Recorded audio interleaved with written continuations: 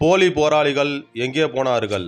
யாரை கண்டு அஞ்சுகிறார்கள்? கடந்த ஆட்சியில் கமலஹாசன், சூர்யா, கார்த்திக், விஜய் சேதுபதி, சித்தார்த், ஜோதிகா, அமீர், சமுத்திரகனி, பிரகாஷ்ராஜ், ரஹ்மான், சத்யராஜ், சிவகுமார் போன்ற அனைத்து நடிகர்கள் எனும் போலி போராளிகள் ஜாதி, மொழி, இனவாத பிரிவினைகளுக்கு அதிமேதாவி போல வந்து பொங்கி சமூக வலைதளங்களை சூடு பிடிக்க செய்து நாட்டை வந்து குழப்பி விட்டாங்க. அவங்களாம் இப்போ எங்கே போனாங்க? இந்த திமுக ஆட்சியில் நடக்கிற சமூக சீர்கேட்டை இவங்க ஏன் தட்டி கேட்க மாட்டேன்றாங்க? எவ்வளவு பிரச்சனைகள் நடக்கு? இன்னைக்கு கள்ளச்சாராயத்தினால எத்தனை உயிர்கள் பறி போயிருக்கு? இதை பற்றி வாய் திறக்க மாட்டேன்றாங்க. ஆனால் எங்கள் ஆட்சியில் ஏதாச்சும் ஒரு விஷயம் நடந்தால் உடனே இவங்க வரிஞ்சு கட்டிட்டு வந்துடுறாங்க.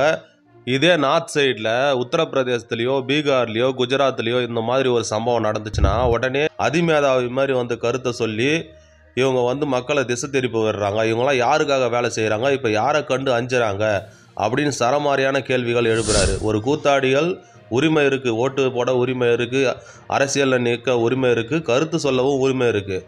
ஆனால் கருத்துன்றது பொதுவாக இருக்கணும். ஒரு ஆட்சியின் போது வாயை மூடிக்கிறாங்க, ஒரு ஆட்சியின் போது வாயை திறந்துக்கிறாங்க. இவங்களாம் எப்படிப்பட்ட அரசியல் விமர்சகர்கள்? நடிகர்கள்லேயே விஜய் மட்டும்தான் எல்லா நேரமும் ஒரே மாதிரி இருக்காரு. அவர் கருத்துக்களை கரெக்டாக முன்வைக்கிறாரு, மக்களுக்காக முன்னாடி வராரு. மற்ற நடிகர்கள்லாம் எங்கே போனாங்க? யாரை பார்த்து பயப்படுறாங்க? ஏன் கருத்து சொல்ல தயங்குறாங்க? அப்படின்னு சரமாரியான கேள்விகளை அதிமுக முன்னாள் அமைச்சர் ஜெயக்குமார் அவர்கள் முன் வச்சிருக்காரு. இந்த வீடியோவை பார்த்துட்டு இருக்க பொதுமக்களாகிய நீங்கள் உங்களோட கருத்து என்னன்னு கமெண்ட் செக்ஷனில் சொல்லுங்கள். தேங்க்ஸ் ஃபார் வாட்சிங் அண்ட் கீப் வாட்சிங்.